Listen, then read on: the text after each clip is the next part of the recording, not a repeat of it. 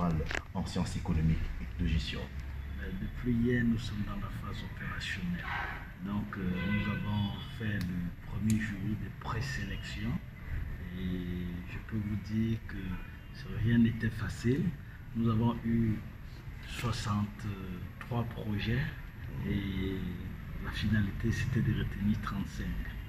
Donc, on a eu 63 soumissionnaires pour la pépinière de cette année, la 3e édition bien évidemment, de la sous-région SEMAC, dans toutes les universités. Combien de soumissionnaires, dites-nous? Nous avons 63 soumissionnaires. Voilà, dossiers actifs, parce que les dossiers incomplets sont rejetés. Alors, de manière générale, la tendance, si on devait, de manière générale, ils étaient comment? Ils étaient très attrayants? Nous restons encore au niveau des dossiers, parce qu'on n'a pas les personnes physiques. La finalité, c'est ceux qu'on aura sélectionnés, les 35, qui vont du 3 au 5 décembre présenter leur projet devant un jury constitué des professeurs de la sous-région et ceux de la France. Et évidemment avec ceux du Maroc qui sont invités d'honneur.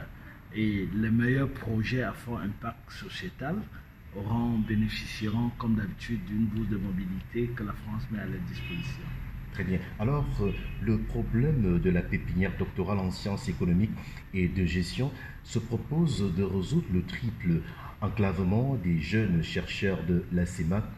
Alors, on est bien curieux de savoir comment est-ce que vous allez cela relève d'une véritable gageure. On est bien curieux de savoir comment vous allez vous y prendre.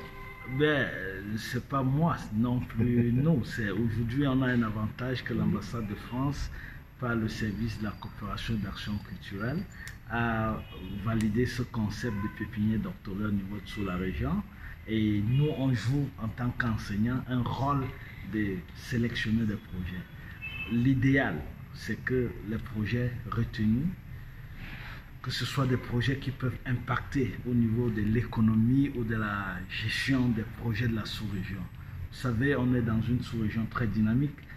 Les ressources sont là, mais il faut des compétences. Et ce que le projet en lui veut amener les jeunes à comprendre qu'une thèse aujourd'hui, c'est régler un problème dans son environnement sociétal. Donc c'est pour ça que ceux qui bénéficient de cette bourse de mobilité sont des jeunes thésards de la sous-région, pas seulement du Cameroun, de toute la CEMAC, qui ont un projet qui impacte ou bien qui règle un problème dans leur contrée, dans leur pays, et ça permet que les économies de la sous-région deviennent plus compétitives et dynamiques, quoi. Est-ce un divorce idéologique, j'ai envie de dire épistémique, avec ce qu'on a appelé recherche fondamentale? Pas tout à fait. La recherche fondamentale, c'est aussi la praticabilité.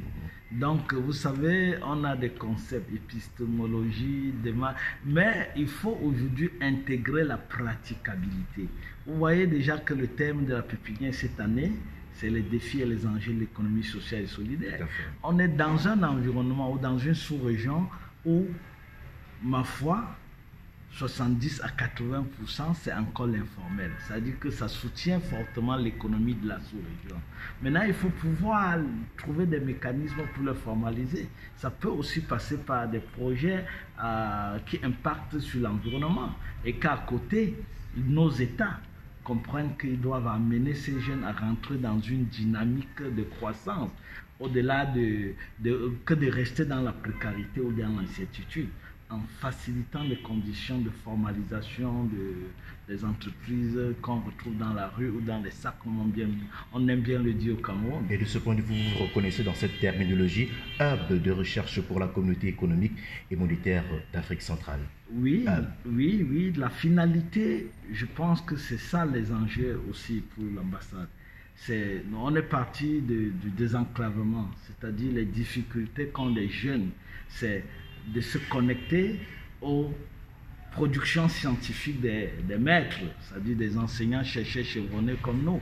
Donc, si au niveau de la sous-région, on ne met pas en place une base de données en donnant l'accès à ces jeunes, de pouvoir, une fois en thèse, quelqu'un qui travaille sur une problématique économique ou de gestion qui concerne, peut aller puiser sur les travaux des enseignants.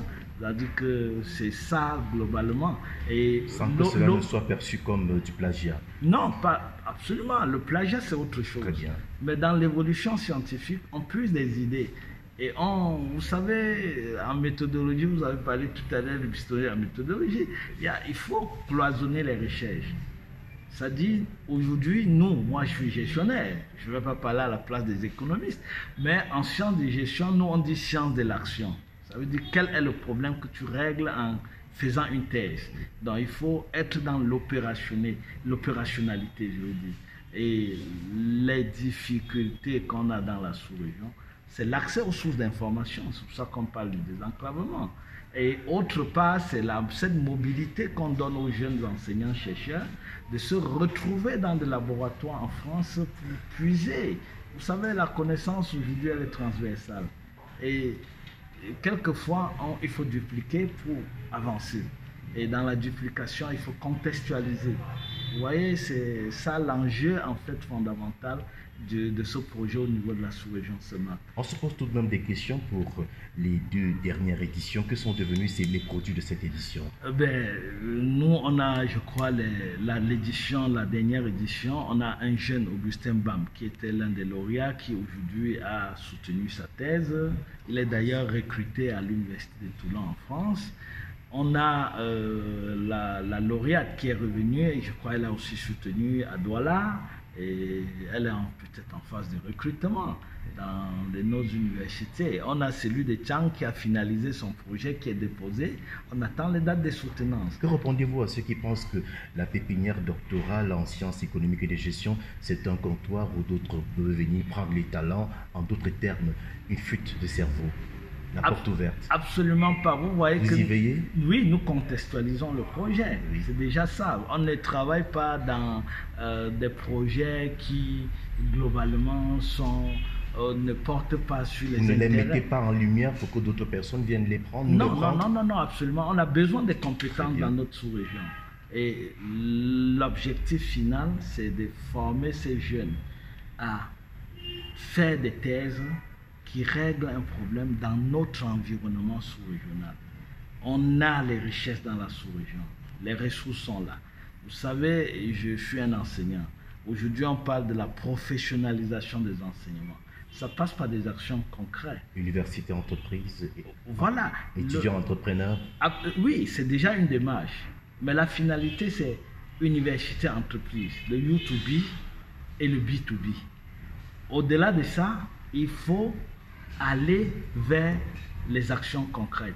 Quels sont les besoins des entreprises de la sous-région en termes de main-d'œuvre et outiller la formation vers les compétences que ces entreprises vont utiliser.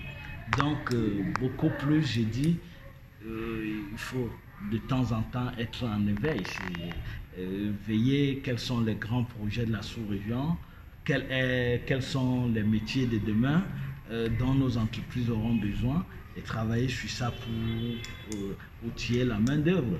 Et vous savez, aujourd'hui, l'école, ce n'est plus l'université cloisonnée. Ça, c'est dépassé. C'est-à-dire une formation ou l'acquisition de compétences passe par les alternances. C'est-à-dire c'est université-entreprise. Et aujourd'hui, on essaye de faire comprendre à nos États de la sous-région que nos jeunes, même en thèse, doivent avoir l'expérience pratique en séjournant dans des entreprises. Parce que si on ne connaît pas les problèmes de nos entreprises, on ne transformera rien. Et c'est ce cloisonnement qu'on veut absolument faire comprendre à nos jeunes aujourd'hui qui sont inscrits en thèse, qu'il faut connaître sa sous-région, quelles sont les difficultés, quelles sont les compétences de demain, qu'est-ce qu'on recherche et comment transformer nos économies. Mais quand même un petit mot pour ces jeunes inscrits en thèse qui ont candidaté au lendemain de cette 3e pépinière, de la cérémonie d'ouverture de cette 3e pépinière doctorale. Que leur dites-vous que seul le mérite primera? Oui, il n'y a que le mérite. Vous savez, pendant 3 jours, ils vont présenter l'avancement de leurs travaux de thèse. Et la finalité, comme je le dis, c'est qu'on va retenir quelques jeunes qui auront des projets qui impactent sur l'environnement économique de notre sous-région.